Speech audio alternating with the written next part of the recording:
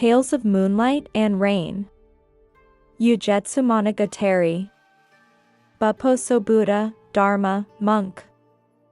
Japan, known as Urayasu no Kuni, a country of peace and tranquility, a prayer for the safety of fishing grounds, has been governed peacefully for a long time, with the people working hard at their respective professions and enjoying leisure activities such as relaxing under the flowers in the spring and visiting the maple forests in the autumn. Some people even travel by boat to see the famous places in Sakuji, Kyushu, and are deeply drawn to visit the mountains of Fuji and Tsukuba. When you think about it, this is a natural progression of the abundance of time in a peaceful world. In a village called Ouka in the province of Ise, there was a man named Hayashiuji who quickly handed over the family headship to his heir, shaved his head and changed his name without any particular misfortune, and as he was naturally strong and had no chronic illnesses, he enjoyed traveling from country to country in his old age. Worried that his youngest son, Sakuji, was naturally uncouth and inflexible, he wanted to show the refined and gentle side of a man of the capital, so he stayed with him for over a month at a stall in Nijo, Kyoto. At the end of March, he went to see the cherry blossoms in the depths of Yoshino, and stayed at a temple he knew for about 7 days. On the way, he decided to take a look at Mount Koya, which he had never been to before, and at the beginning of summer, he crossed the mountains from a place called the Milky Way, parting the thickets of green leaves, and went to Mount Koya, also known as Mani no Emti. He was troubled by the roughness of the road, so he made little progress, and before he knew it, it was almost dusk. After visiting all the halls and mausoleums from the platform, he stood in front of the temple lodgings and called out, "Please let me stay here," but no one responded. So he asked a passerby about the local customs, and was told, "Those who have no connection to a temple or a monk's quarters have no choice but to go down to the foot of the mountain and spend the night. This mountain does not allow travelers to stay overnight." He was at a loss as to what to do. No matter how strong his body is, he is an old man who has already crossed the steep mountain path, and when he heard this, he suddenly felt tired and lost his enthusiasm. Sakuji also said, "The sun has set, my feet hurt, and how can I continue the long journey down to the foot of the mountain? A young man like me doesn't mind sleeping on the grass. But I worry that my old father might get sick because of this." Muzen said, "It is precisely because of these things that a journey is enjoyable. But tonight, even if I go down to the village with sore legs and exhausted, it will not be my hometown, and I do not know what will happen on the journey tomorrow.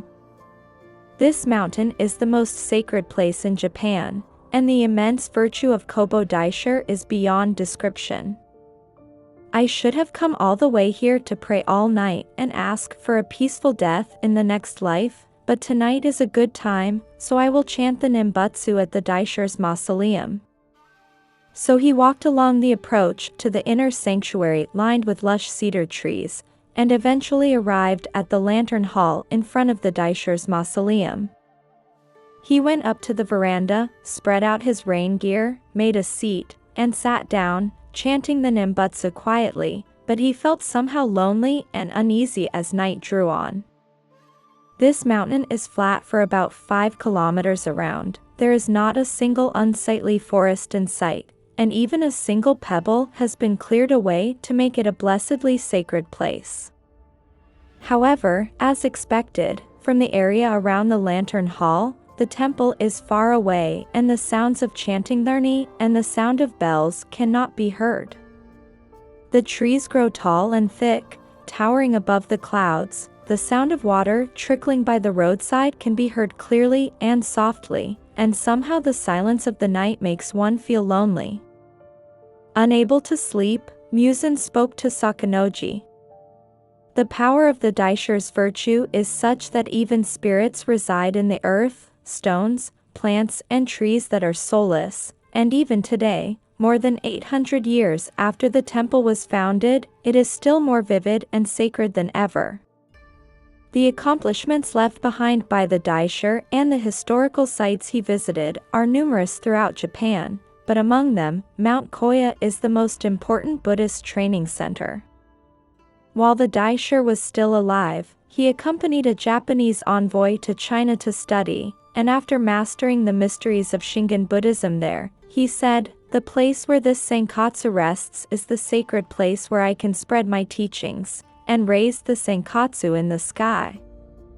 He threw it high up, but it fell on this mountain.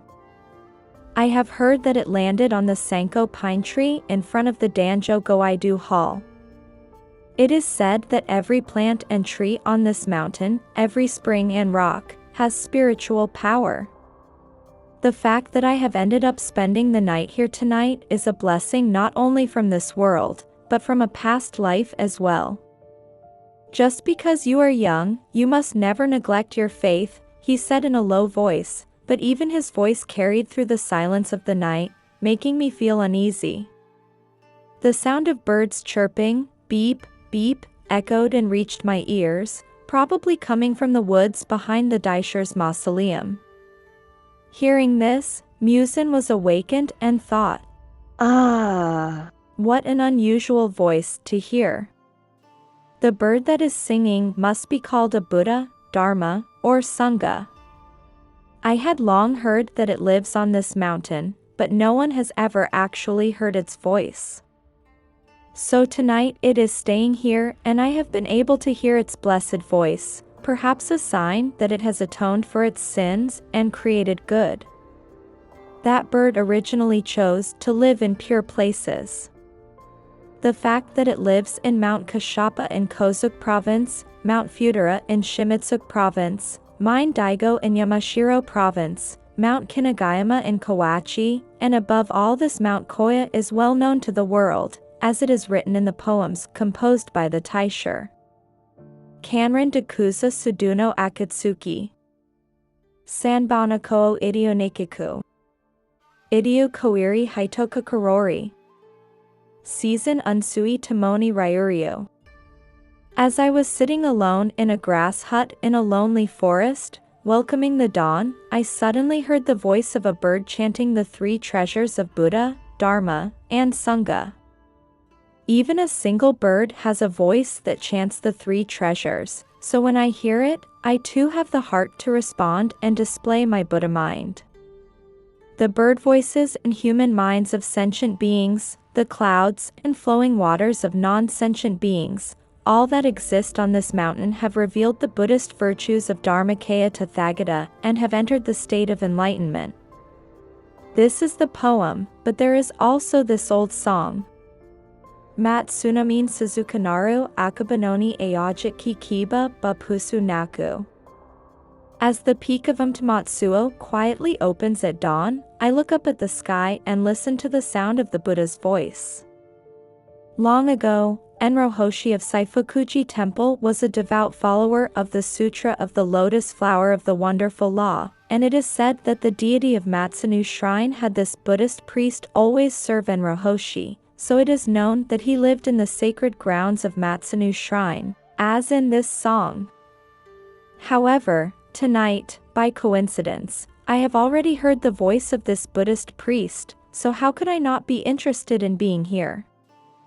I will try to compose a haiku, he said, and after thinking for a while about the 17-syllable haiku that he usually enjoys, he finally spoke it aloud.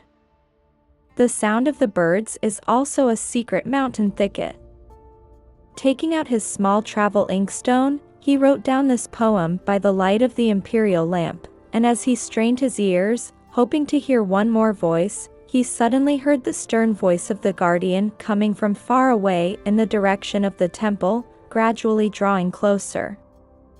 Wondering who could be visiting so late at night, the father and son looked at each other suspiciously and frightened, holding their breath and staring intently in that direction, when suddenly the guardian's young samurai stepped violently onto the planks of the Gobyo bridge and came towards them.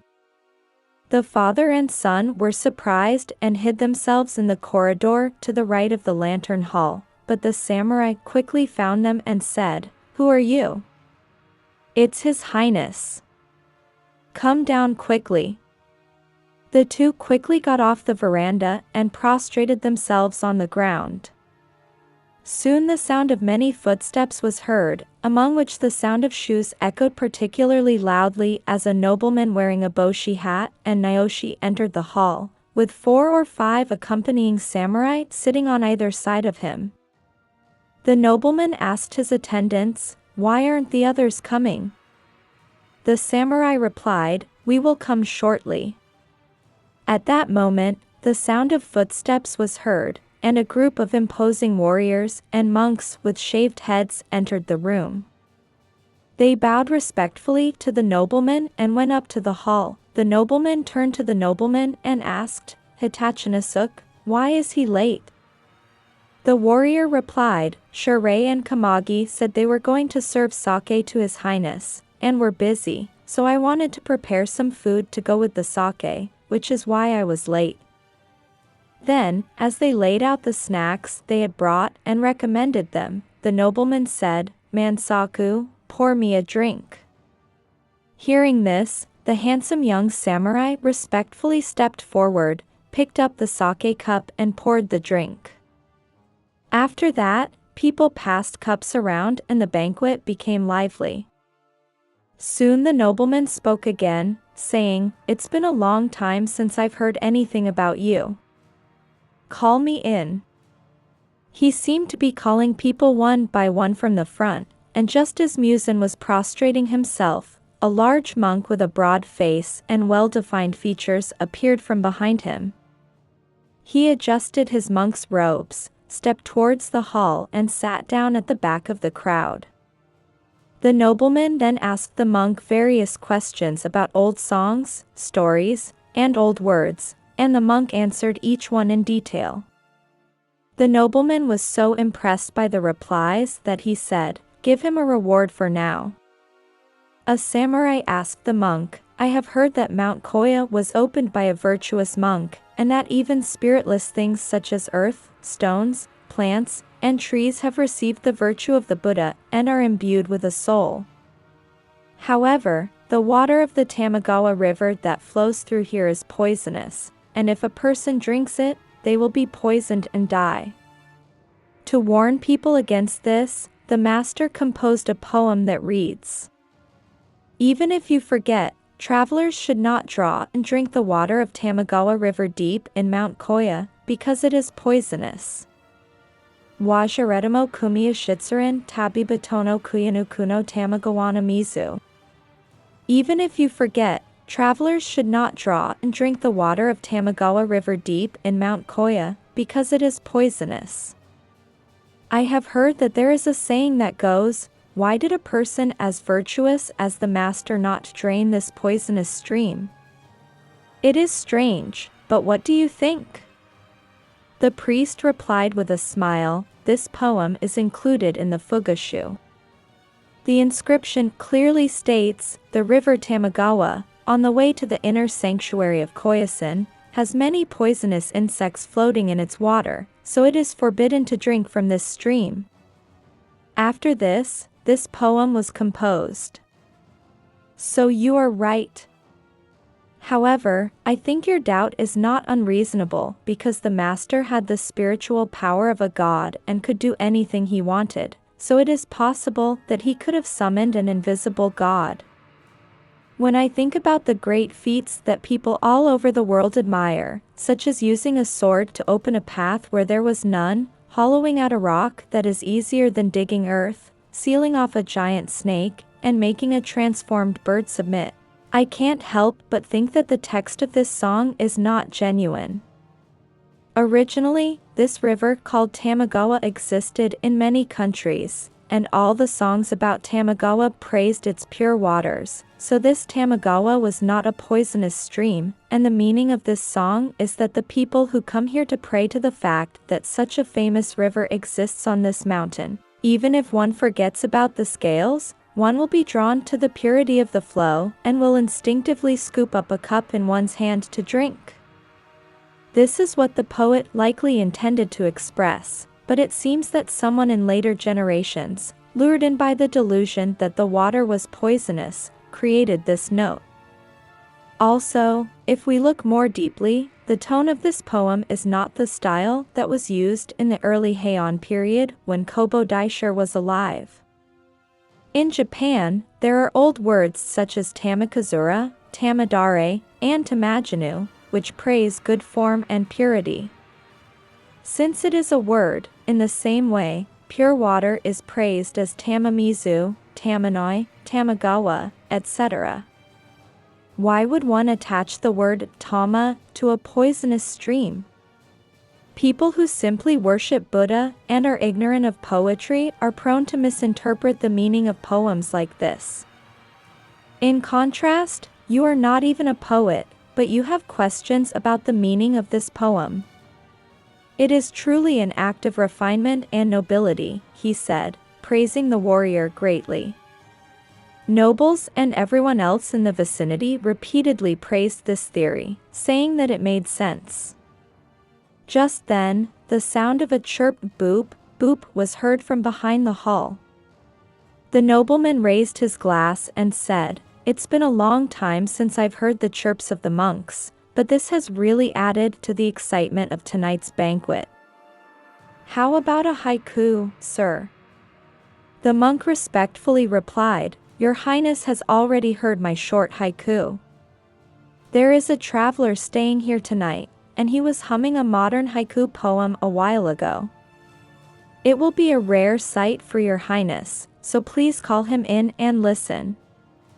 When the nobleman said, "Call him," the young samurai turned to Muzen and said, "He has summoned me. Come here." Muzen, in a daze and full of fear, stepped forward into the presence of the Lord. Then the priest turned to Muzen and said, "Tell my lord the poem you just composed." Muzen said timidly, "What did I just say? I don't remember it at all. Please forgive me." The priest continued, "You composed the poem, Secret Mountain. His Highness is asking for you. Tell him quickly." Muzen became even more frightened and said, "Who are you calling your Highness? Why are you hosting a night party in such a deep mountain? It's all the more suspicious." The monk replied, "Your Highness is the Chancellor Hidetsugu. Those accompanying him are Kimura Hitachina Suk, Sasabe Awaji, Shirei Bingo, Kamagi Daizen, Awano Moku, Hibino Shimitsuk, Yamaguchi Shan, Maramo Fushin, Ryase Nudo, Yamamoto Tanomo, Yamada Sanjuro, and Fua Mansaku, and this is Joha Hakio. You have all been given the honor of meeting him through a mysterious connection. Please recite the poem I just mentioned quickly." When Muzen heard this, he was so frightened that if he had hair on his head, it would instantly grow thicker. He felt as if his heart and soul had left his body and he was floating in the air. Trembling, he took a clean piece of paper from his sack and wrote it down in a messy brush and handed it to Yamamo Tanomo, who took it and recited it aloud. Torananimo Himitsu no Yamano Saijima Kana. The sound of the birds is like the secret thicket of the mountains. The nobleman heard this and said, "That's a clever poem. Someone please give me this verse." Yamada Sanjuro stepped forward and said, "I'll do that." He tilted his head to one side and thought for a while, but then added the following. Keshitaki Akasu Mijikono Yuka. A short night's bed where mustard seeds are burned. What do you think, he said, showing the paper he had written on. A beautiful poem, Jyoha praised, and presented it to Hidetsugu. Hidetsugu also looked at it, and said, "Not bad," and was impressed. He raised his glass again and passed it around to the rest of the group. At this point, the man called Awaji suddenly turned pale and said, "It appears that the time for the Asura has come. They say that the Asuras have come to greet us. Please stand up." The members of the group immediately turned red in the face as if they had been pouring blood on them, and they rose to their feet with excitement, saying, "Come on, Ashita and Masuda, let's give them a taste of their own medicine tonight." Hidetsugu then said to Kimura, "I have shown myself to those worthless people. Take both of them to the Asura realm with me." The old retainers then came in, and after a pause, they said in unison, "They have not yet reached the end of their days. Do not commit your usual evil deeds." But their words and the sight of the people seemed to disappear into the distance, into the vast sky. The father and son fainted, and for a while they were out of breath, but then as the sky began to lighten and the cool dew falling from the treetops touched them, they regained their breath. However, they were still frightened that night had not yet dawned, and chanting Namu Daishur Henjo Kongo hurriedly, when they finally saw the sun rise, they hurried down the mountain and returned to Kyoto, where they devoted themselves to administering medicine and acupuncture. Later, one day, as Muzen was passing Sanjo Bridge, he remembered the tomb of Hidetsugu's evil deeds at Suisenji Temple there, and his eyes were naturally drawn to the tomb. Even in broad daylight it was a terrible sight, he later told people in the capital, and he has written it down here exactly as he heard it.